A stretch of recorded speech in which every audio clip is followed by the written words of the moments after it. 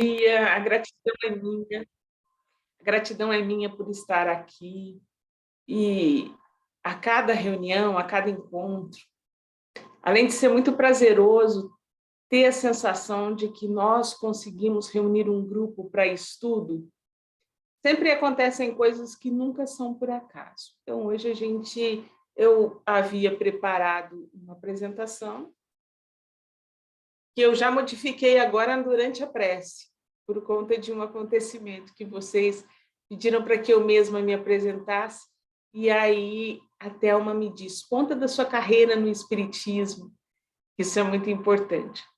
E aí eu gostaria de me permitir, no início da minha fala, que não estava preparado para ser dito, mas foi uma recordação que tem tudo a ver com a história que nós vamos falar, contar como que eu cheguei aqui. Eu sou de uma família bastante simples do interior de São Paulo, chamado Santa Rosa de Viterbo. Santa Rosa é uma cidade, na época, quando eu nasci, uma cidade basicamente católica, com pouquíssimas igrejas evangélicas e um centro espírita muito desconhecido, pequenino. Era um quarto, no qual eu nunca estive presente. A minha mãe é católica. Quando eu fui batizada, fiz a primeira comunhão, fiz a crisma, assim como meus outros dois irmãos, mas a minha mãe me levava às missas quando eu era pequena, e os meus irmãos também. Conforme meus irmãos foram ficando maiores, né, foram crescendo, eles foram parando de ir, e eu continuava indo com a minha mãe. O meu pai morava no sítio, depois a minha mãe também passou a ir para o sítio, a gente ficava na cidade para estudar. Meus irmãos pararam de frequentar a igreja e eu não parava de frequentar a igreja.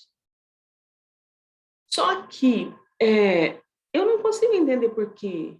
Eu ia aos grupos de oração, a gente tinha numa creche, na esquina da minha casa tinha uma creche onde tinha uma igreja, as freiras cuidavam da parte religiosa e tinha um Santíssimo, né? Santíssimo é uma pequena arca onde fica uma hóstia consagrada com uma lâmpada acesa e onde a Igreja Católica menciona a presença do corpo de Deus, do corpo de Cristo naquela hóstia. Eu pegava o violão, chamava 3 ou 4 amigas e passava um pedaço da tarde da sexta-feira cantando músicas da Igreja Católica diante do Santíssimo. E era uma prática que não tinha na minha família, né? Não sei de onde veio. E se vocês me falarem, André, você lembra o que as professoras da catequese falavam, o que os padres falavam? Eu não lembro mais do sermão da missa, nem das aulas da catequese, mas eu me lembro das músicas que a gente cantava, eu me lembro das preces. E agora, refazendo no início da palestra, né, a minha história, como que eu comecei no Espiritismo, eu recordei essas situações. Então, eu lembro das preces que eu fazia, dos pedidos que eu fazia e das coisas pelas quais eu agradecia quando eu tinha 11 anos, 12, 13. Então, da minha família, sem saber explicar porque eu era a única que fazia isso. E quando eu fui, na minha família também, não tenho tios formados na academia. Meu irmão talvez era o primo mais velho, o primeiro que entrou numa graduação, depois os meus primos também. E o meu irmão é uma pessoa assim, toda família tem uma pessoa genial, né? Na minha não sou eu, é esse meu irmão. Então, meu irmão, nessa cidade pequena, a gente não sabia o que era vestibular, a gente não fazia a menor ideia como é que uma pessoa se tornava médico, ou dentista, ou advogado, porque era muito pequena, não tinha internet, não tinha telefone, né? Quando eu era bem pequena. Então, imagina ele, que é bem mais velho que eu. E ele, de alguma forma, viu na televisão uma vez, faculdade de medicina, e falou, eu vou fazer isso aí. E foi e fez com uma facilidade de estudo muito grande. Eu me lembro que, como ele se deu conta que estudando no colegial normal, né, ele não conseguiria passar, ele pediu para o meu pai para fazer o colegial noturno. E meu pai falou assim, por que, meu filho, você quer trabalhar durante o dia? Eu disse, não, pai, eu vou precisar estudar. E ele ia para a biblioteca às 7h30 da manhã e frequentava o colegial à noite, enfim, obviamente, uma dedicação dessas de um menino tão jovem, que a gente também não sabe de onde, né? Porque a gente não tinha em casa esse preparo. O que a gente tinha em casa era um apoio. Ah, você quer estudar? Então vai, eu te dou esse apoio. Mas ensinar como faz, onde vai, enfim. E eu estudei, né? Já sabia o que era vestibular, etc. E fui fazendo sempre ligada à religiosidade, até que eu realmente entrei na faculdade. Entrei na faculdade de odontologia, só que eu me lembro que quando eu ia estudar, e eu copiei os estudos dele, eu levava a minha apostila e levava a Bíblia. E eu falava assim, antes de começar a estudar, eu vou ler um pedacinho da Bíblia. E quando eu li os evangelhos, eu ia estudar sempre embaixo de uma árvore, eu me lembro bem, eu não sei por quê, e naquela época não me fazia diferença, hoje é que me faz. Eu li um pedacinho do evangelho, era como se eu estivesse lá. Era como se eu visse aquelas passagens de Jesus, né? E é uma sensação, assim, hoje ruim, porque, assim, eu sinto como se eu estivesse lá e como se eu não tivesse aproveitado. Bom, enfim, passou. Aí eu me formei cirurgiã dentista, eu trabalho, assim, médicos falam que a maneira como eu trabalho se chama workaholic, mas eu amo, e não me faz mal. Mas teve uma época que me fez mal, porque eu viajava muito, eu dava aula nas universidades, tinha um consultório, continuava estudando, fazia o pós-doutorado já, quando eu já dava aula. Eu estressei tanto, mas tanto, eu fui fazer uma consulta e um médico falou assim, Andréia, quantos anos você tem? Eu falei para ele a minha idade, ele falou assim, você toma algum remédio de ansiedade? Eu falei assim, não. Ele falou assim, André, na tua idade todo mundo toma remédio, você tem que tomar. Eu disse, nossa, mas eu não queria. Eu disse, André, todo mundo toma remédio na sua idade.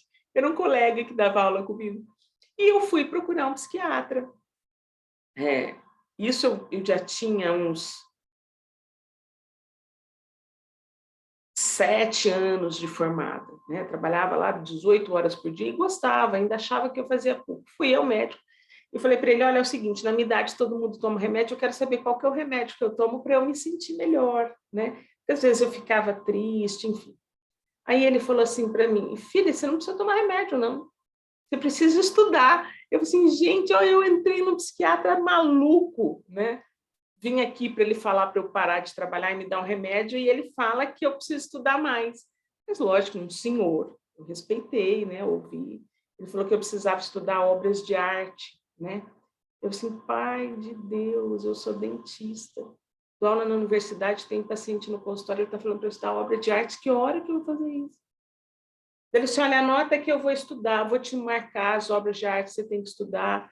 Ele falou assim, deve ser tudo bem, mas assim, já decepcionada, assim, arrependida de ter pago a consulta, ele disse, então você vai estudar o seguinte, você vai começar assim, ó, há 2000 anos, 50 anos depois, Paulo Estevam, Ave Cristo e Renúncia, nessa sequência. Ele falou que eram obras do Chico Xavier, obviamente.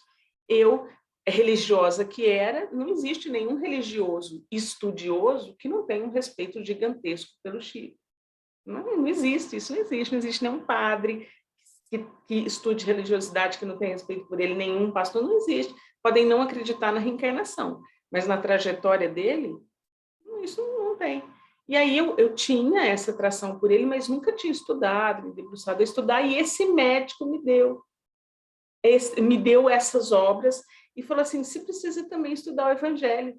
Você não tem? E eu falei, não, eu não tenho o Evangelho segundo o Espiritismo. E ele pegou da gaveta dele e me deu. Era um psiquiatra respeitadíssimo em Ribeirão, né? E ele não me deu remédio, ele me deu as obras espíritas e falou que era para eu estudar com a seriedade que eu estudava as teses da universidade. Bom, aí eu sou obediente com relação a remédios, né, e a tratamentos. A partir daquela semana eu era espírita. A partir daquela semana eu entendi o que me puxava para a espiritualidade. Então, a nossa palestra de hoje se chama As Potências da Alma, e quando vocês me pedem para que eu me apresente e eu conto essa breve história, eu vejo como que a força da vontade nos puxa. Então, a questão da espiritualidade sempre esteve na minha vida, mesmo que eu não nasci numa família espírita, né?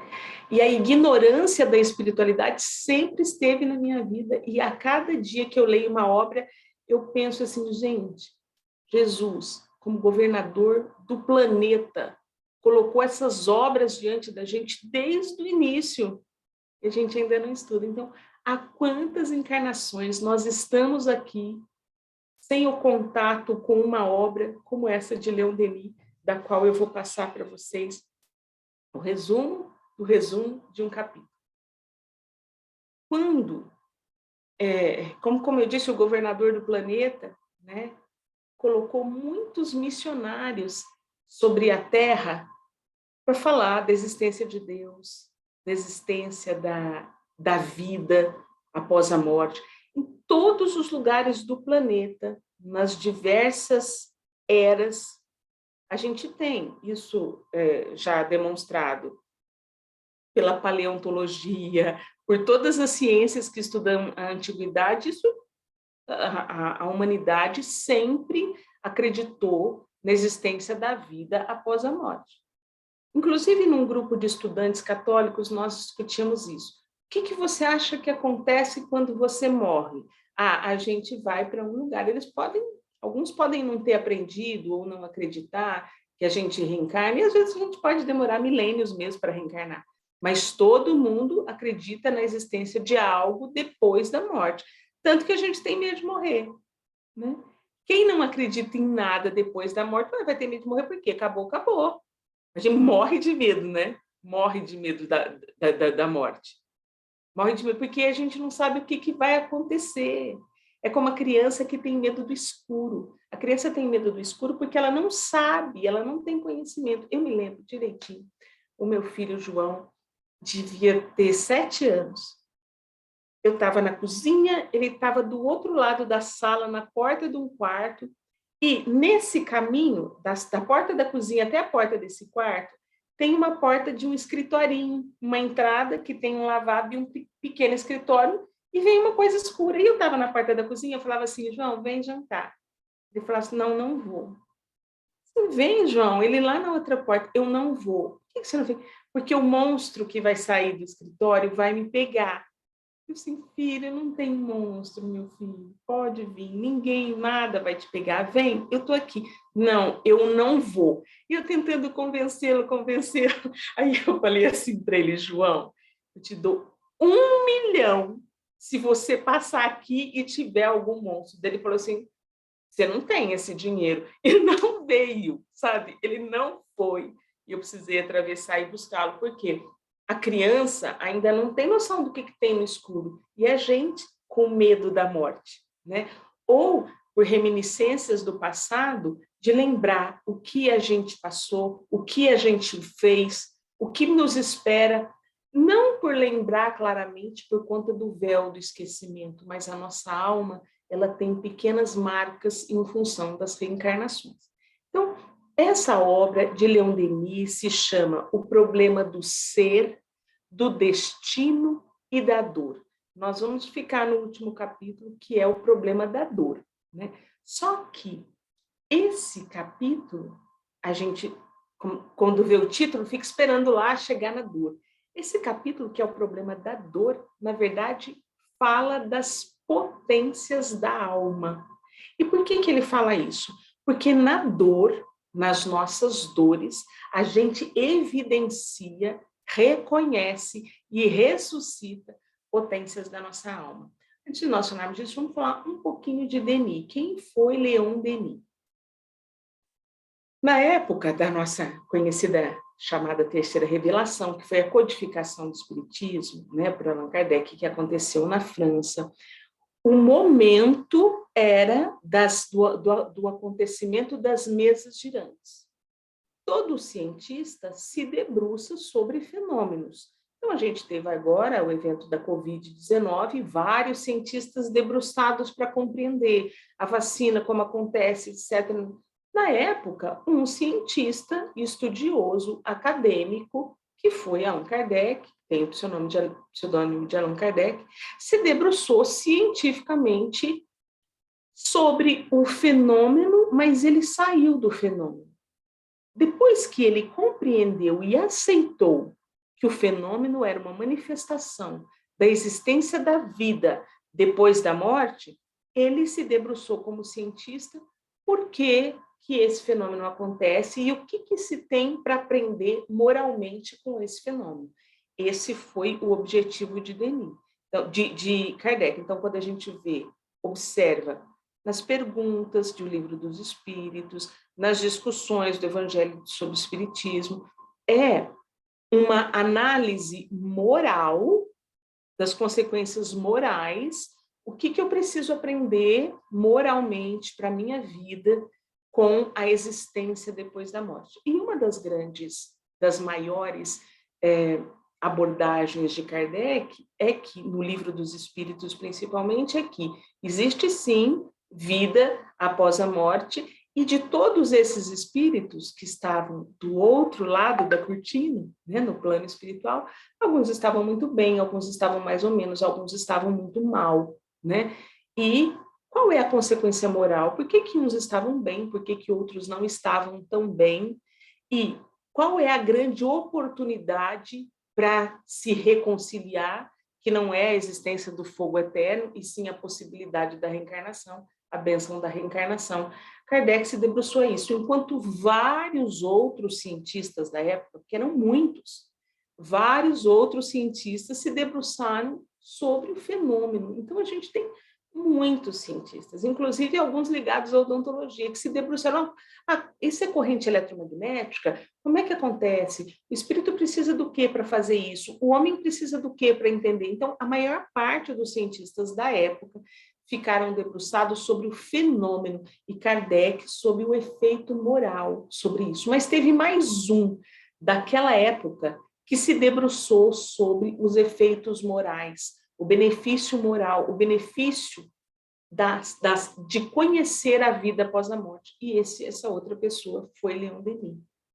Só que é tão importante a presença de Denis, porque quase a semelhança do Chico, o Chico era um médium, ele era um autodidata, ele não teve as vantagens da academia.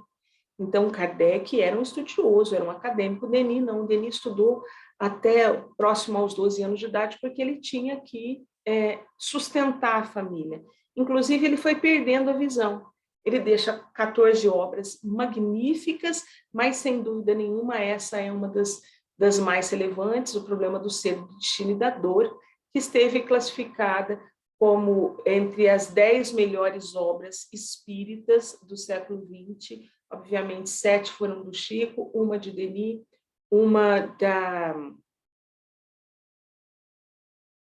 Memórias de um Suicida, me perdoe, faltou um nome.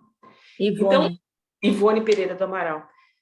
Então, essa obra está entre as 10 melhores obras espíritas do século XX. E dentro dessa obra, que é riquíssima, a gente tem esse último capítulo, Problema da Dor, né?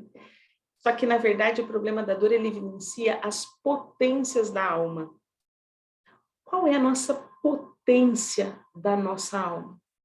No livro Pensamento e Vida, Emmanuel diz que a vontade, tem um capítulo descrito para a vontade, dizendo o que é a vontade, né? Que a vontade é o espelho da nossa mente. Então, ele fala, Emmanuel fala da vontade, André Luiz fala da vontade. A gente tem várias obras. O Livro dos Espíritos, né, diz que o que nos falta é a vontade, que a gente não precisaria nem muita vontade para que a gente conseguisse, né, a realização das nossas coisas. Isso no Livro dos Espíritos. Mas Leon Denis considera a vontade como a maior potência da nossa alma.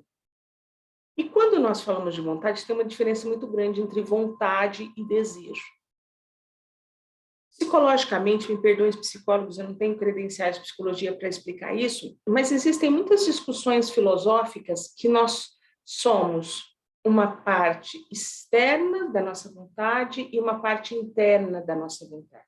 Essa parte externa, que está relacionada com o material, a gente chama de vontade, mas, na verdade, são os nossos desejos. E o que é relativo ao nosso espírito e à nossa alma, né? Ao espírito e à nossa alma, realmente é o que a gente chama de vontade. Então, por exemplo, quando eu falo, eu estou com vontade de tomar um café, isso não é vontade, isso é desejo. Eu tenho uma vontade de comprar um carro, isso não é vontade, isso é desejo. Agora, quando a gente diz, nossa, hoje eu não tenho vontade de levantar da cama, eu perdi a vontade de sonhar. Então, você tem uma vontade altruísta. Não, eu tenho vontade de construir uma creche, de trabalhar uma creche, que aquilo que você sabe que materialmente não vai te devolver, isso realmente é vontade. E, de acordo com todos os estudos de filosofia, espíritas e não espíritas, a gente pensa o tempo todo. A gente pensa quando a gente está dormindo, a gente pensa quando a gente está acordado, a gente pensa quando a gente está hospitalizado em coma. A gente pensa o tempo todo. E a vontade, segundo Leon Denis, segundo Emmanuel, segundo André Luiz, a vontade está ligada ao pensamento. Então, primeiro a gente pensa alguma coisa. Para que a gente possa agir, a gente tem que ter o movimento da alma, que é o movimento da vontade. Então, veja bem, hoje vocês pensaram, vou assistir lá aquela live. Aí, para agir, vocês tiveram que ter vontade. Porque entre saber que tem uma live, desejar, eu podia assistir aquela live e agir, ligar, vir, estudar, anotar, ou não hoje, amanhã ou depois, é necessário essa força da vontade. Então, o pensamento e a vontade, eles acontecem o tempo todo, eles estão acontecendo o tempo todo. Né? Por que às vezes a gente perde a vontade? A gente perde a vontade porque a gente se desconecta dela. A gente se desconecta da vontade. Então, às vezes, a gente chega a uma certa idade, eu cheguei a uma certa idade e falo assim, gente, eu tinha realmente vontade, não desejo, vontade daquilo, e agora eu não tenho mais. Então, por que eu perdi? Porque, geralmente, as nossas vontades, elas são altruístas. E, segundo o Espiritismo, todos nós estamos a caminho da luz. O nosso destino final é a felicidade. E o que nos traz felicidade? O que realmente nos traz felicidade é a paz. Às vezes eu posso ter desejo de dinheiro. Traz felicidade um pouco. Assisti uma vez uma palestra de um colega que falava o seguinte, que quando a gente compra um carro novo, a gente tem 15 dias de produção de serotonina, que é o hormônio da felicidade. Quando a gente encontra um amigo, quando a gente participa de uma reunião como essa que a gente está participando, olha, vários amigos aqui conversando, a gente tem 45 dias de produção de serotonina. Então, o carro foi o dinheiro que me deu. O encontro amoroso, pacífico, os dois, né, produzem serotonina, mas o que nos dá paz produz muito mais. Então, a procura real das nossas vontades são a procura da paz. Por que a gente perde a vontade? A gente desanima. A gente desanima por eventos dessa vida e por eventos de outra vida. Né? Quantas Andréias tem aqui?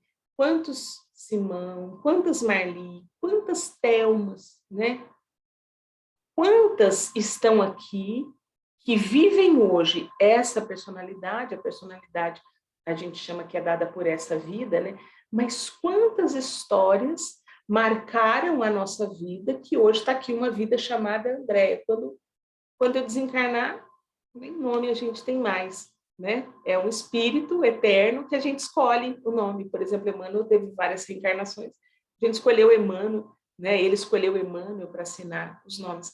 Então, quantas vidas nós tivemos? E o truncar da nossa vontade ou a expressão da nossa vontade pode estar relacionado, pode não, está relacionado a essa vida e a vidas passadas. Observem uma coisa, na família de vocês. Vou falar na minha família. Na minha família, eu gosto de cantar. Gosto de cantar, já fui cantar no teatro, vou lá na frente de 1000 pessoas e canto. Gente, o meu irmão não fala bom dia. E ele não fala bom dia porque ele tem vergonha. A minha irmã, Deus me livre. Então, por exemplo, quando vem os testemunhas de Jeová bater na nossa porta, né? Quando eu posso, eu os recebo. E, gente, eles estão trabalhando, imagina. A minha irmã não recebe. Tomara que ela não assista essa live. Porque ela tem vergonha do contato. Ela não é ruim, ela não é má, ela tem vergonha do contato. Então, de onde saiu esse espírito, Andréia, que gosta de cantar, que conversa, faz até uma live, e não tem vergonha? E saiu esse espírito justamente na minha casa. Gente, se fosse só DNA, eu seria igual a todos os da minha casa. Se fosse só DNA. Porque fisicamente nós somos todos parecidos, só meus irmãos que são muito magros, né? Mas nós somos, outra coisa, eu sempre gostei muito mais de comer do que eles. Mas o DNA, o nosso DNA, é o mesmo. Então, essas experiências que estão relacionadas à vontade, a perspectivas, ao que a gente visualiza, ela vem de onde? Ela vem de outras experiências. Existem discussões espíritas que falam que o nosso espírito existe quase que desde o início do universo, da formação do universo, né? Então, existem muitos estudos, muitas discussões sobre isso. Então, quantas Andréias eu fui? E dentro de todas as coisas boas que todos nós temos, quantas marcas nós tivemos? E nesse capítulo da dor, Denis fala uma coisa tão bonita, ele diz o seguinte, que quando a gente não sente, não tem mais vontade, mas veja bem, a gente tem que separar o que é vontade e desejo. Quando a gente não tem mais vontade, e vontade é aquela coisa que a gente quer fazer, que nos movimenta para a paz, para o altruísmo. Quando a gente não tem mais vontade é porque a gente se desconectou da nossa vontade. A gente permitiu se desconectar dessa vontade. Por quê? Porque outras vezes a gente pode ter escorregado e não desejou mais. Então, por exemplo, a nossa alma, ela ouve o que a gente diz. Por exemplo, eu fiz uma live, eu fui mal avaliada, as pessoas falaram, André, teu cabelo está assim, está assado, tua voz não é legal, sua voz me irrita, isso, aquilo. Eu ouço aquela experiência e falo, nunca mais vou me expor numa live. Mesmo que isso passe, com o tempo passe, a minha alma escuta aquilo. Então, um relacionamento, sofri, fui traído, fui enganado, me divorciei, aconteceram coisas, fui abandonado. Você diz, nunca mais. A sua alma ouve aquele nunca mais. E mesmo que você esqueça e vivencie outras coisas, todos os seus projetos, se não forem curados dessa dor, eles vão ser marcados. Você nem sabe por quê, mas você sente um medo que você não sabe de onde. Que podem ser dessas vidas e podem ser de vidas anteriores. Então, a proposta de Denis nesse capítulo, uma das propostas, né? Porque ele fala que a dor, ela tem 4 funções.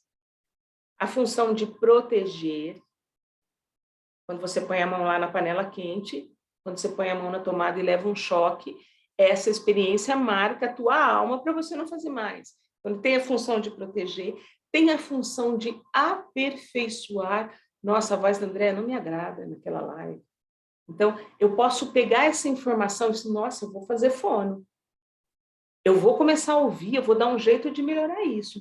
Tem a função de acelerar coisas. Quando a gente chega no fundo do poço, mas lá no fundo está doendo, não, deixa eu sair daqui. E aí você levanta e tem a função de reparar coisas.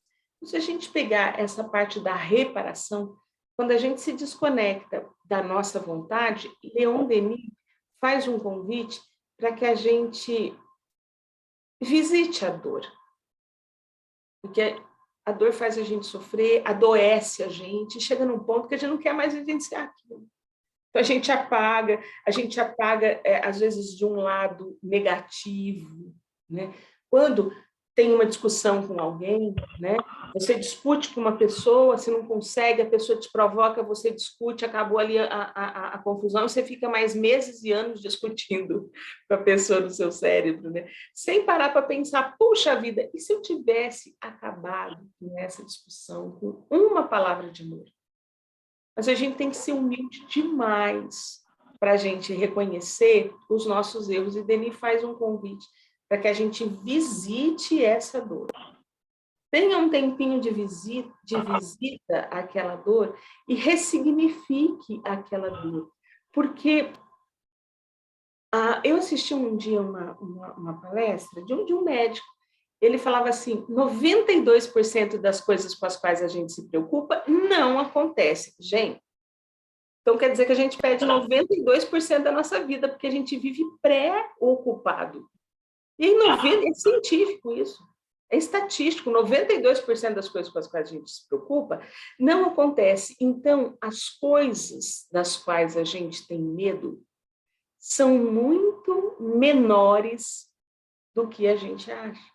Então, quando meu filho viesse ali atravessando o quarto, ele descobrisse que não tinha nada, ele ia perceber que ele se preocupou muito mais com a existência de uma coisa que não existia.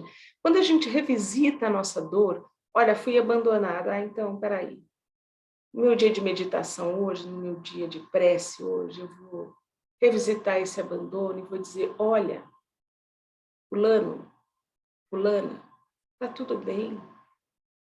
E o abandono pode ser uma morte que a gente não perdoa. Não perdoa o meu pai porque ele morreu. Não perdoa tal pessoa porque brigou comigo. Não perdoa tal pessoa porque me deu um golpe financeiro muito grande, mesmo que eu tenha tido uma vontade, uma força tão grande a ponto de me reestruturar financeiramente. Não, é mal. E aí a gente deseja mesmo que exista o purgatório, o inferno, o umbral, pior do que aquele do André Luiz, do filme do André Luiz, né, do livro Nosso Lar, para receber as pessoas que a gente não perdoa. Então, a Denis faz um convite de revisitar as dores, porque ao revisitar as dores, ao aceitá-las e até a agradecê-las, a gente descobre a potência da nossa alma. Então, essa dor foi para me proteger, foi para me aperfeiçoar, foi para me reparar. Qual que é a gratidão que eu tiro dela? Só que é difícil demais. A gratidão é uma das potências da alma. Porque, gente, a gente não é grato nem pelas coisas boas que acontecem na nossa vida. Nem pelas coisas boas. A gente tem que ser grato, né? Então, quando a prece é a cura, né? Denis finaliza, eu não ia falar isso agora, ia falar no final, mas eu já vou adiantar. Denis coloca com a oração e a prece para a cura das dores. E a oração, ela tem 3 estágios. Primeiro a gente louva, depois a gente pede e depois a gente agradece. Essas são as fases das orações, da oração, né? Então, primeiro a gente louva, né? Louvado seja Deus a minha experiência, louvado seja Deus a possibilidade de viver isso. Depois a gente pede e depois a gente agradece, onde o agradecimento é a certeza de que Deus, através dos nossos amigos espirituais, através de intermediários ou não, ouviu a nossa prece. Então, essa é a cura que Denis coloca como cura final para as dores. Mas onde está o grande problema? A vida que a gente vive lá dá tempo da gente agradecer até as coisas que são realmente boas. Tem uma amiga que tinha uma vontade. Eu achava que ela tinha uma vontade profissional. Ela também achava que ela tinha uma vontade profissional. Aí, no decorrer de 10 anos, tanta coisa boa aconteceu com ela. Ela conseguiu fazer faculdade, ela conseguiu se especializar, ela conseguiu as melhores oportunidades, ela conseguiu empregos maravilhosos, mas nunca nada estava bom. Nada estava bom. E uma das características dela era não acreditar em Deus. Então, esse exercício da gratidão é o tempero da felicidade dos nossos atos, porque a gente pode fazer muita coisa feliz ou infeliz, né? A gente pode fazer coisas, o que me deixa muito feliz pode deixar até uma infeliz. E o tempero dessa felicidade, é a gratidão. Quando você agradece. Então, a gente teve uma pandemia e nós somos empáticos a toda perda, toda perda. Mas essa pandemia também trouxe muita vida, trouxe muita esperança, trouxe muita união, trouxe muita mudança.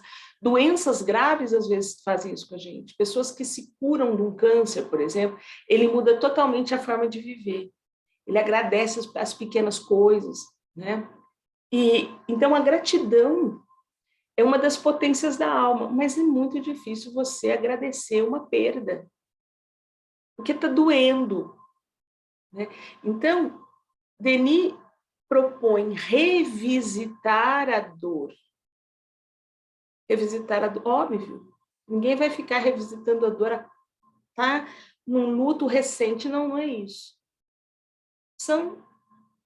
É na pergunta, perdi a vontade. Por que que eu perdi a vontade? Eu me desconectei da vontade. Eu desconectei da vontade de amar, eu desconectei da vontade de dar uma oportunidade para um novo relacionamento. Eu desconectei da possibilidade de ter um novo negócio. Eu desconectei de voltar a ir para minha casa espírita todos os dias, porque lá tem o fulano que é chato, tem o Beltrano que é chato, tem o outro que não entende. Eu desconectei da vontade. Revisitar o que foi que te fez desconectar da vontade e o que te fez desconectar da vontade foi uma dor. Revisita essa dor. Abraça essa dor da maneira que você pode. Porque dentro do nosso propósito reencarnacionista, muitas coisas, muitas perdas, muitas experiências estavam preparadas, foram pedidas para que a gente se aperfeiçoasse. Então, nós, espíritas que já entendemos isso, mas não entendemos por que falta a nossa vontade, Denis dá a dica nesse capítulo. Revisita a dor, abraça a dor, acolhe a dor, mas diferente do que o meu filho sentia que ele ia atravessar aquele corredor sozinho. Nós não estamos sozinhos. Nós temos milhares de testemunhas. Outro dia eu assisti uma palestra de uma querida que ela falava assim, eu lembro um trechinho que ela falava assim, que no mundo espiritual, um espírito se deu conta de uma presença extremamente favorável, amorosa, e ele descobriu aquele espírito que era o seu mentor. E aí ele perguntava, por que será que eu só descobri o meu mentor agora? Só vejo essa presença amorosa agora? Se ele sempre esteve comigo. Aí, na conversa no diálogo, você percebe que foi quando você perdoou? Foi quando você abraçou a sua dor? Porque o perdão também, quando a gente fala perdoar é sensacional, perdoar é magnífico. E a gente lá sabe o que é perdoar? Tem um negócio lá que chama perdão. Se eu não sei o que é, eu não consigo fazer. A gente nunca consegue fazer o que a gente não sabe. Você não consegue. Por exemplo, se tiver algum dentista aqui na tela, sabe fazer uma restauração? Sei. E um advogado, sabe fazer uma restauração? Não. E eu entendo de lei? Só as odontológicas. Então, a gente não sabe fazer o que a gente não aprendeu. Então, a questão perdoar é libertar a alma, né? Porque o ódio, ele é o amor que ficou doente. Então, você ama, você deseja, você sonha, você espera.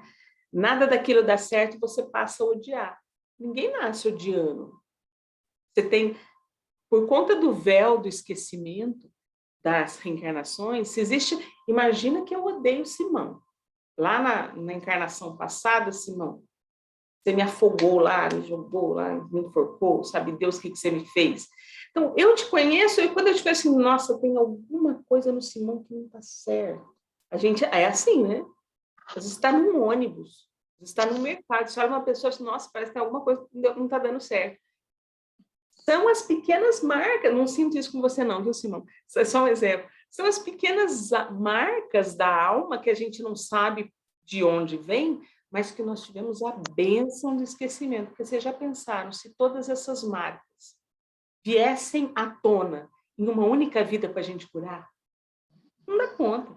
Então, Deus é tão misericordioso que ele deixa lá aquela pontinha e dá esse monte de livro, dá esse monte de instrução, dá esse monte de coisa para a gente se informar, para a gente se curar. Então, o perdão é uma coisa que a gente tem que aprender a fazer.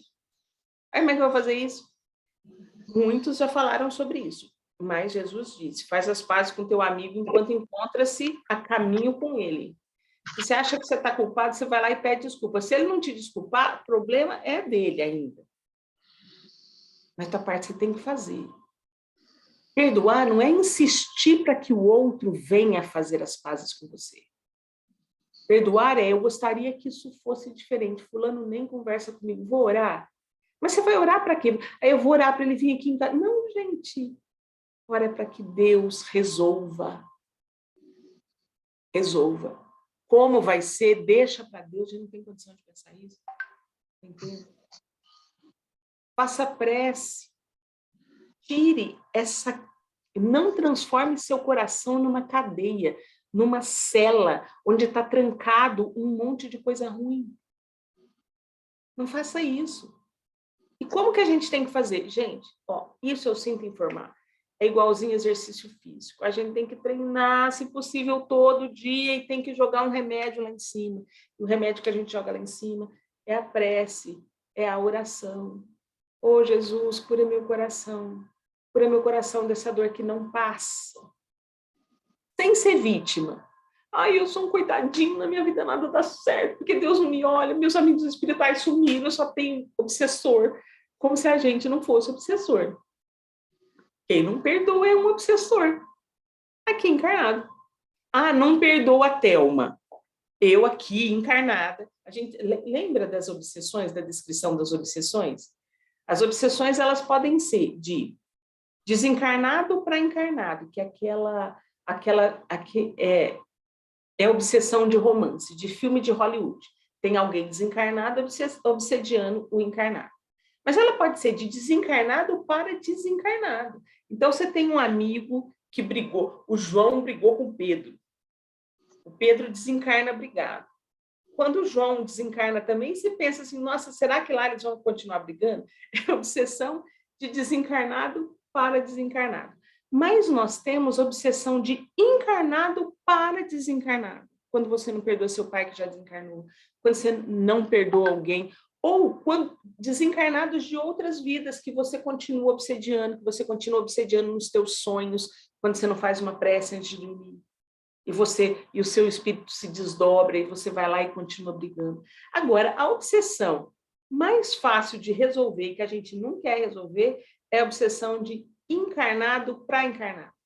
Teu vizinho, teu colega de trabalho, e qual que é o tempero tudo tem um tempero, né? Qual que é o tempero da obsessão de encarnado para encarnado? A maledicência. Aí eu vou falar mal da Thelma, vou falar mal da Marli. Ah, mas eu não faço muita maledicência, não. Faço só com meu marido, hoje. Como se a gente não tivesse circundado por uma legião de testemunhas. E aí, reforçando esse capítulo, que o pensamento, através da vontade, se transforma em ação, para que a nossa ação seja boa, o nosso pensamento não pode estar podre. Então, nada é desconectado. O pensamento não é desconectado da vontade, que não é desconectado da ação. Então, para que a nossa alma possa ter a maior potência, a gente tem que evidenciar, não evidenciar na casca externa, porque não precisa, gente. Para o mundo espiritual, você não precisa ser bonito, você não precisa falar bem, você precisa só ser bom. porque a gente não está conectado só com os encarnados, a gente sintoniza, como acho que foi o tema da nossa última live aqui na casa, a gente sintoniza com os iguais. Aí vem aquela questão da lei da atração, com todo respeito, muito superficial, você atrai o que você pensa. Não é bem assim, não. A gente fica no ambiente em que as nossas energias se dão bem. Nunca aconteceu de vocês irem numa festa, não, parece que não estou gostando daqui? Ou de vocês irem numa casa, gente, que delícia! Ou de vocês fazerem alguma coisa, nossa, não tenho vontade de ir. E aí, quando você vê uma pessoa que você gosta muito do que ela fala, ou do jeito que ela age, você fala, fulano é 10. Não, quem é 10 é você. Você que é 10. Porque você consegue, você tem a mesma sintonia. Então, puxa, fulano é tão legal. Não, você é legal também. Você é tão legal quanto aquela pessoa, porque você é capaz de sintonizar com aquilo. E aí, se a gente não perdoa, a gente tempera tão mal o nosso pensamento que a maledicência não é só quando você abre a boca. Quando você abre a boca, aí tudo foi pro brejo, né? Para falar mal dos outros, mas você ficar pensando. Né? Então, isso é uma coisa da nossa animalidade. A gente não traz só santidade. Então, nós somos todos filhos de Deus. E nós trazemos uma santidade com isso, né? Um poder com isso. Eu me lembro que antes de prestar vestibular, como eu disse para vocês, eu abria a Bíblia, né? Eu tinha minha Bíblia, eu rezava antes. E aí, eu achava muito difícil, eu estava com muito medo de não passar. Aí eu abri aleatoriamente, provavelmente foi o meu mentor, ou foi algum espírito amigo, abri lá a figueira seca, né? Aquela parábola da figueira seca, você pode interpretar de muitas maneiras.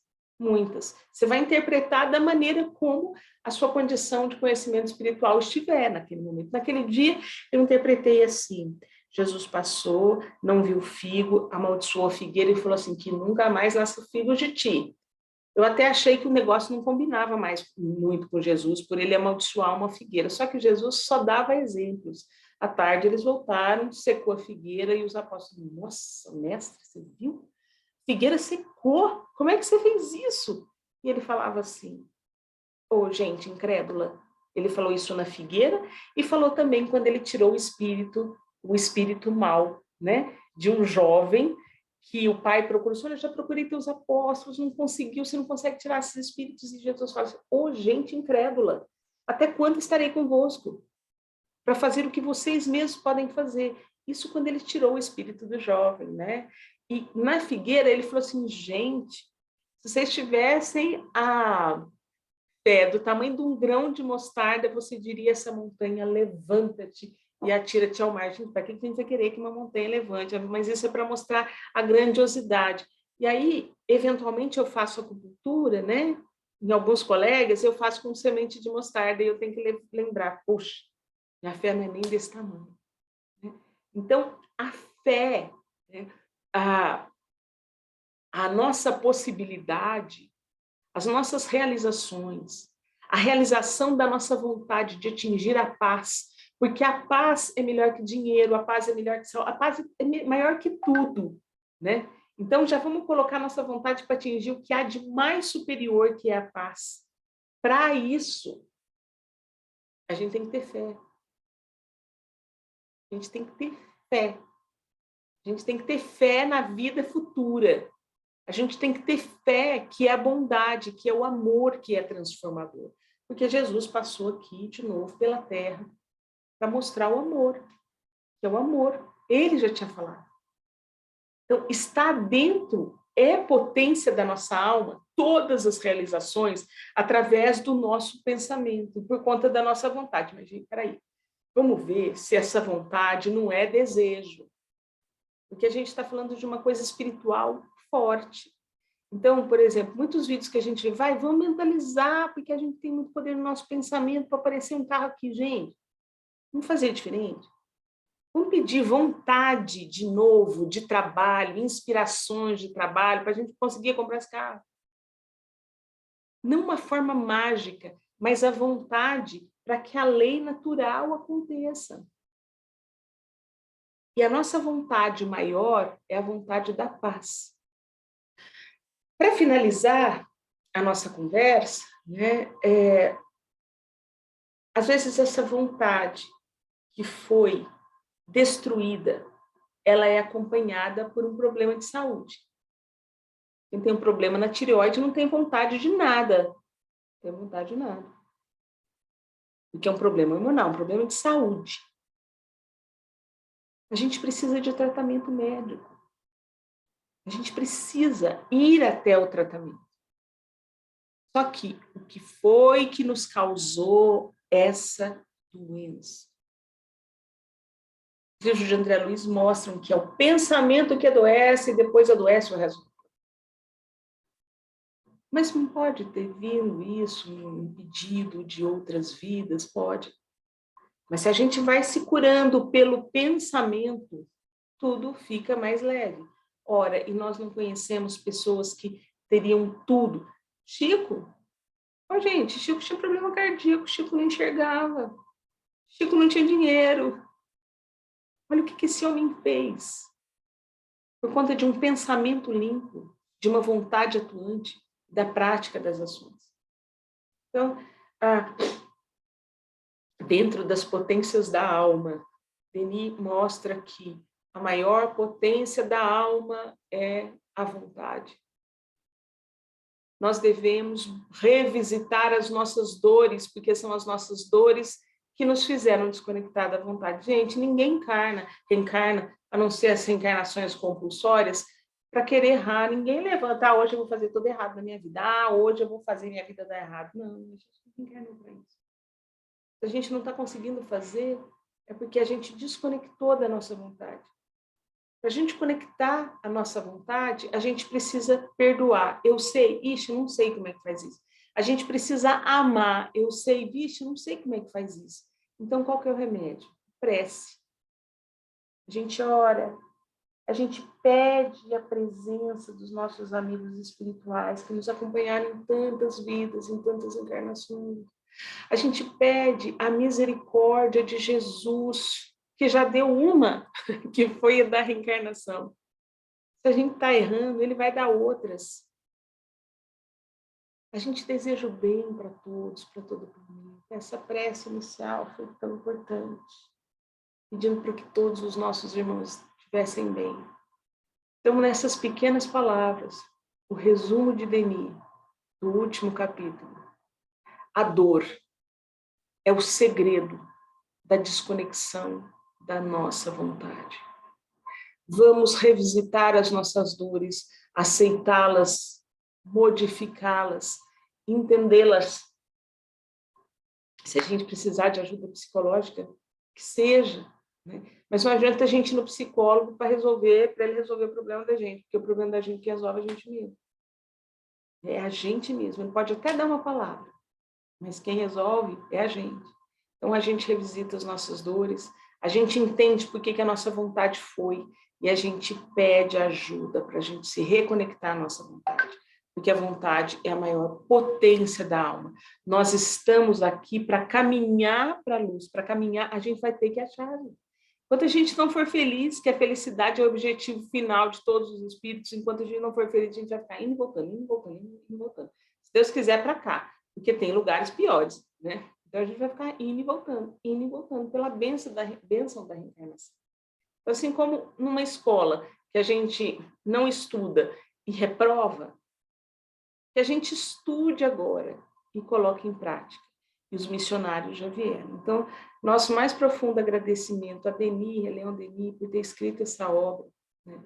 Traz tantas informações, né, precisas do mundo espiritual, para que a gente caminhe para a luz. Meus amigos, uma alegria estar aqui com vocês hoje, né?